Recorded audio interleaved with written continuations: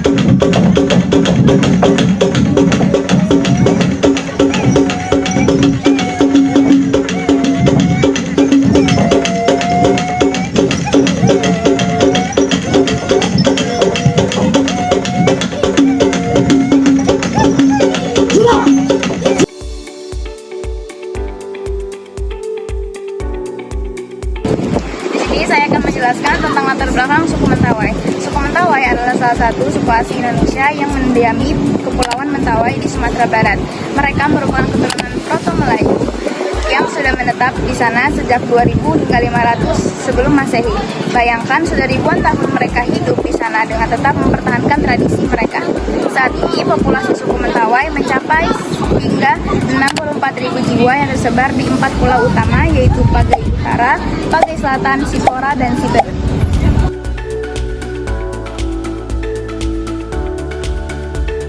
Selanjutnya itu ada kehidupan sosial dan struktur masyarakat di suku Mentawai.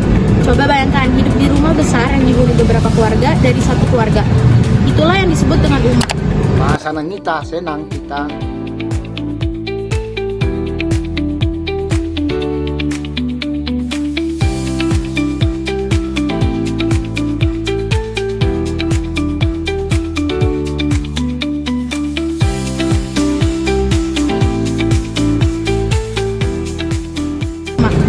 Rumah adat suku Mentawai.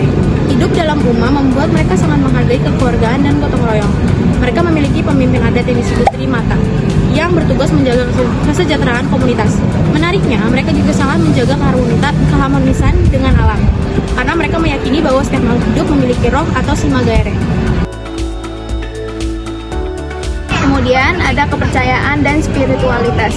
Kalian tahu nggak sih, suku Mentawai percaya bahwa alam semesta itu dipenuhi dengan roh-roh yang harus dihormati. Kepercayaan ini disebut dengan arat sabulungan.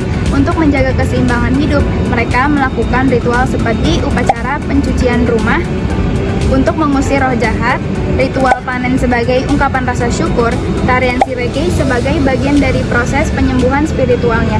Pemimpin ritual ini disebut Sireke, yang juga berperan sebagai dukun dan penyembuh dalam kehidupan mereka. Selanjutnya, saya akan menjelaskan tentang mata pencarian dan pola hidup di suku Mentawai. Suku Mentawai masih hidup dengan cara yang sangat amat tradisional. Yang pertama, mereka berburu hewan liar seperti babi hutan dan kijang dengan menggunakan panah beracun. Selanjutnya, mereka juga bercocok tanam dengan sagu sebagai makanan pokok. Selanjutnya, yang tak tertinggalkan, mereka menangkap ikan di sungai atau laut sebagai sumber protein tambahan. Yang terakhir, untuk bepergian, mereka menggunakan perahu tradisional bernama putai. Selanjutnya, ada sistem pengobatan tradisional dan medis. Pengobatan di Mentawai tidak hanya soal ramuan herbal, tetapi juga spiritual. Sang Sireke akan melakukan ritual penyembuhan sambil menari untuk menghibur roh si sakit agar tidak meninggalkan tubuhnya. Walaupun kini pengobatan medis modern mulai diterima, masih banyak yang lebih percaya pada kekuatan tradisional karena sulitnya akses ke fasilitas kesehatan. Saya selanjutnya akan menjelaskan tentang dampak psikologis dari kehidupan tradisional, yaitu dampak positif dan negatifnya. Dampak positifnya itu yang pertama, ada meningkatkan rasa tenang dan aman secara psikologis. Yang kedua, ada menjaga keterikatan pada tradisi dan identitas budaya. Yang ketiga itu ada menumbuhkan rasa percaya diri dengan kepercayaan spiritual. Lalu dampak negatifnya adalah yang pertama, ketergantungan pada pengobatan tradisional. Yang kedua adalah stigma terhadap kesehatan mental sebagai akibat dari gangguan roh.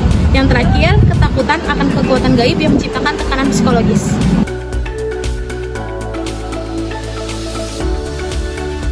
Ya, di sini saya akan menyebutkan apa saja tantangan modernisasi dari suku Mentawai. Modernisasi juga membawa tantangan besar bagi mereka. Misalnya, rendahnya tingkat pendidikan karena lebih fokus pada pekerjaan tradisional, kemudian akses sekolah terbatas dan kurangnya tenaga pengajar yang paham budaya lokal, kemudian ada konflik identitas pada generasi muda yang mulai mengenal dunia modern. Yang terakhir adalah saya akan menjelaskan mengenai kesimpulan yang ada di suku Mentawai ini, yaitu suku Mentawai adalah potret masyarakat tradisional yang kaya akan nilai budaya dan tradisi. Di tengah arus modernisasi, mereka tetap berusaha menjaga identitas sambil perlahan membuka diri terhadap perubahan. Oleh karena itu, kita harus menghargai upaya mereka untuk tetap mempertahankan kearifan lokal sembari mendukung